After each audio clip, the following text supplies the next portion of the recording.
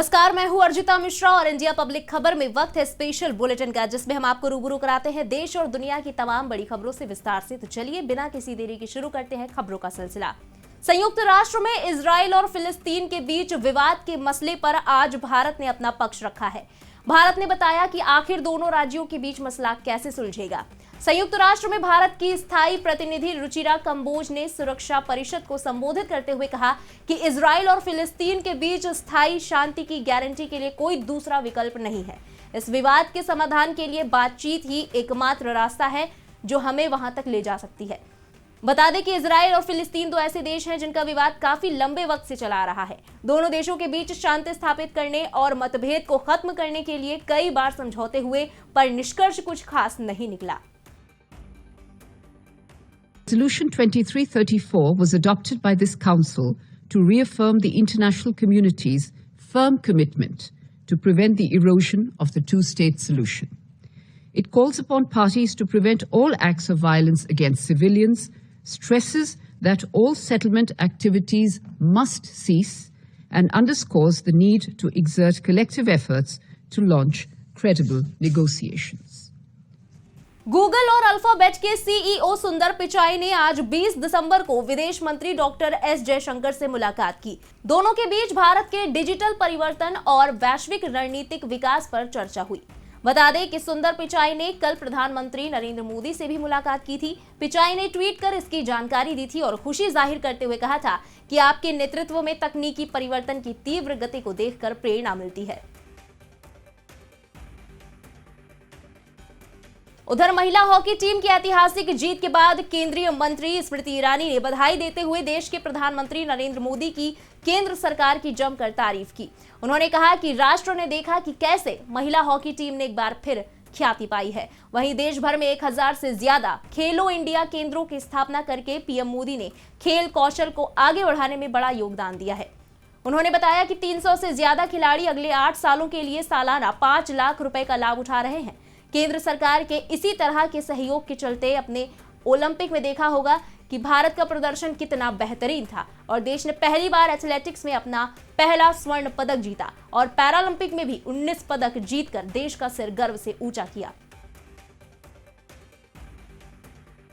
हाल ही में पूरे देश ने देखा कैसे हमारी महिला हॉकी टीम ने राष्ट्र का एक बार फिर गौरव बढ़ाया। प्रधानमंत्री नरेंद्र भाई मोदी ने देश भर में 1000 से ज्यादा खेलो इंडिया सेंटर्स की स्थापना के माध्यम से स्पोर्ट्स के इस कौशल को आगे बढ़ाने में अभूतपूर्व योगदान दिया है। मोदी सरकार के टॉप स्कीम के चलते आज 300 से भी ज्यादा खिलाड़ी जो इस स्कीम का अभिन्न अंग है, आगामी 8 वर्ष तक सालाना 5 लाख रुपए की सुविधा पा रहे हैं ताकि उनके स्पोर्टिंग स्किल को भारत सरकार सहयोग दे सके। इस बीच आम आदमी पार्टी सांसद राघव चड्ढा ने संसद में बेरोजगारी, महंगाई सहित कई मुद्दों को लेकर सरकार को घेरा। इसके साथ ही आप सांसद राघव चड्ढा ने किसानों के कई मुद्दों को लेकर भी सवाल उठाए।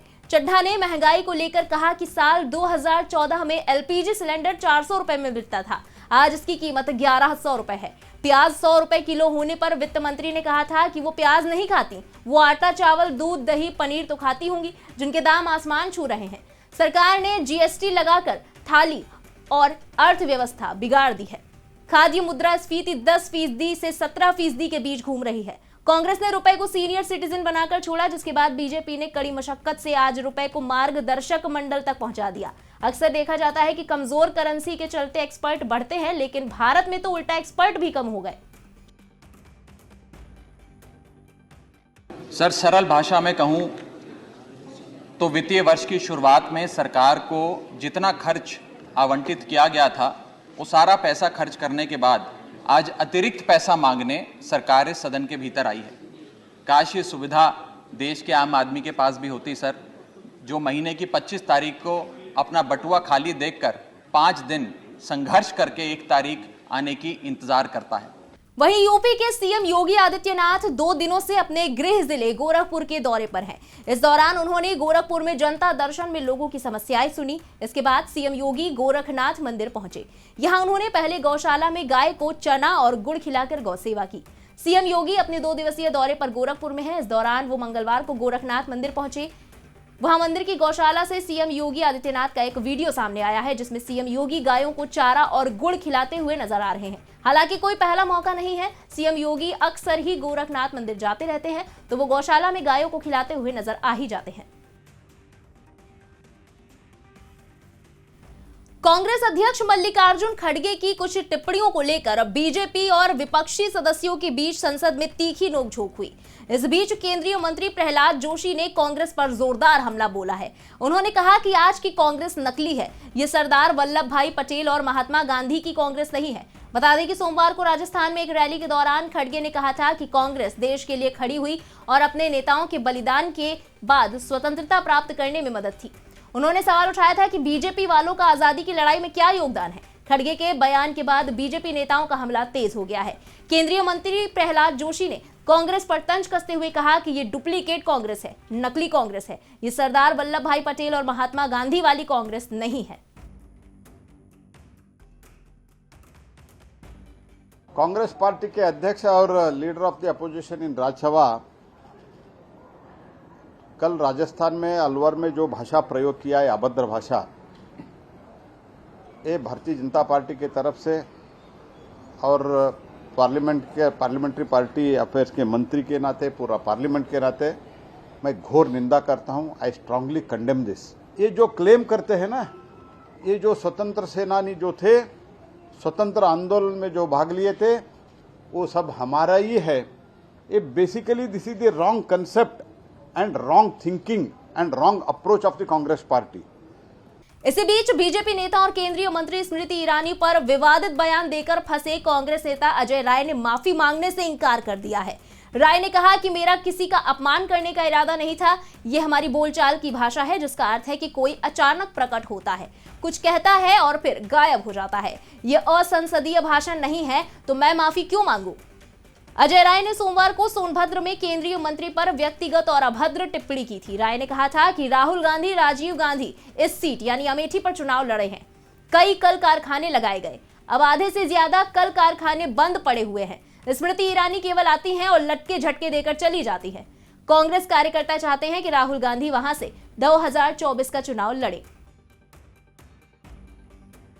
नहीं, मैंने एक हमारे आम चलन की भाषा है गिरीश जी कि भाई लटके झटके में लोग चलते हैं, बात करके चल देते हैं। झटके से उठे चल दिए, लटके मतलब एक इस तरह की बातें आती हैं। वो कोई असंसदीय भाषा या कोई मैंने ऐसा कोई किसी का अपमान करने के लिए नहीं बोला है। ये हमारे यहाँ बोलचाल की भाषा है इधर की, उस तरह से हम लोगों ने इस तरह की बात का इस्तेमाल किया। कोई अपमान करने की हमारी कोई मंशा किसी की नहीं है। भारतीय जनता पार्टी के सांसद और बिहार के पूर्व डिप्टी सीएम सुशील मोदी ने समलैंगिक विवाह पर अपना रुख दोहराते हुए मंगलवार को कहा कि भारतीय समाज समलैंगिक विवाह को स्वीकार करने के लिए तैयार नहीं है और ये भारत की संस्कृति और परंपरा के लिए अनुचित है। सुशील मोदी ने मंगलवार को संसद के बाहर कहा कि समान लिंग विवाह भारत की संस्कृति और परंपरा के लिए उपयुक्त नहीं होगा, लेकिन कुछ वामपंथी और लिबरल कार्यकर्ता सुप्रीम कोर्ट गए और समलैंगिक विवाह को वैध बनाने के लिए कहा। सुशील मोदी ने आज संसद के बाहर कहा कि यह उचित नहीं होगा कि सुप्रीम कोर्ट इस बारे में फैसला करे। सेम सेक्स मैरिज है, जिसको समलैंगिक विवाह कहते हैं, तो ये भारत की परंपरा, यहाँ की जो संस्कृति है, यहाँ के जो विचार हैं, यहाँ के रीति रिवाज हैं, और विवाह जैसी संस्था जो है उसके लिए उचित नहीं होगा। विवाह का मतलब होता है एक स्त्री एक पुरुष, और जितने आज भारत में कानून बने वो यही बताता है कि विवाह के अंदर एक स्त्री होगी और एक पुरुष होगा। लेकिन इस देश के अंदर कुछ वामपंथी और कुछ अपने आप को स्वतंत्र विचारक कहने वाले कुछ जो एक्टिविस्ट हैं, वो सुप्रीम कोर्ट गए और ये कह रहे हैं कि समलैंगिक विवाह को भी कानूनी मान्यता मिलनी चाहिए। रुक करते हैं अगली खबर की तरफ। कांग्रेस अध्यक्ष मल्लिकार्जुन खड़गे के कुत्ते वाले बयान पर संसद में मंगलवार को जबरदस्त हंगामा छिड़ा। बीजेपी सांसदों ने खड़गे से इस विवादित बयान पर माफी मांगने की मांग की। वहीं खड़गे ने इससे साफ इंकार कर दिया है। बीजेपी सांसदों ने इसका विरोध किया, जिससे हंगामा शुरू हो गया। इससे सभापति जगदीप धनखड़ नाराज हो गए। जगदीप धनखड़ ने हंगामा कर रहे सांसदों को सख्त नसीहत दी। धनखड़ ने हंगामा कर रहे सांसदों को फटकार लगाते हुए इसे गलत व्यवहार बताया। उन्होंने कहा कि जिस तरह से हंगामा हो रहा है वो गलत है। हंगामा करके हम बहुत गलत उदाहरण पेश कर रहे हैं। हम बच्चे नहीं हैं, हम 135 करोड़ लोग देखकर हंस रहे होंगे। उन्होंने कहा कि इस तरह से हंगामे से सदन की गरिमा गिरती है, सांसदों की छवि भी खराब होती है, बाहर लोग इसे देखकर हंसते हैं।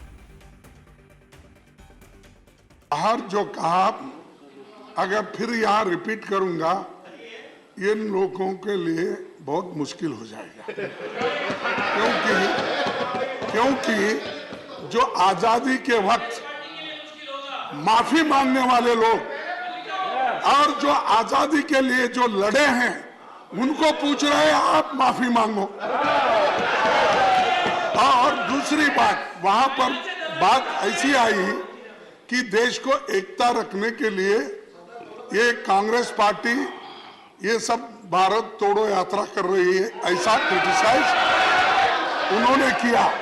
तब मैंने ये कहा भाई कांग्रेस पार्टी हमेशा देश को जोड़ने की बात करती है। इस सीजन में पहली बार सुबह इतना कोहरा पड़ा कि विजिबिलिटी सिर्फ 10 मीटर ही रही। सुबह सुबह कड़ाके की ठंड के साथ दिन का तापमान भी 3 डिग्री लुढ़क गया। कोहरे के कारण सुबह 8 बजे बच्चों को स्कूल जाने में दिक्कतें हुई। स्कूली वाहनों के धीमे चलने से बच्चे देरी से स्कूल पहुंचे। वहीं कानपुर में भी लगातार दूसरे दिन घना कोहरा छाया रहा। मंगलवार की सुबह घने कोहरे के चलते शहर के अंदर और हाईवे पर वाहनों की रफ्तार थम गई। वहीं रात का न्यूनतम तापमान 6 डिग्री तक नीचे आ गया। भारतीय मौसम विज्ञान विभाग की तरफ से की गई भविष्यवाणी के अनुसार अगले कुछ दिनों में पहाड़ों पर बर्फबारी और मैदानी क्षेत्रों में बारिश का सिलसिला शुरू होगा। अगले कुछ दिनों तक कोहरे का असर तेज होने के कारण दृश्यता की समस्या और बढ़ेगी। इसी के साथ इस स्पेशल बुलेटिन में बस इतना ही। देश और दुनिया की बाकी खबरों के लिए सब्सक्राइब करें इंडिया पब्लिक खबर के YouTube चैनल को। बेल आइकन दबाना बिल्कुल न भूलें।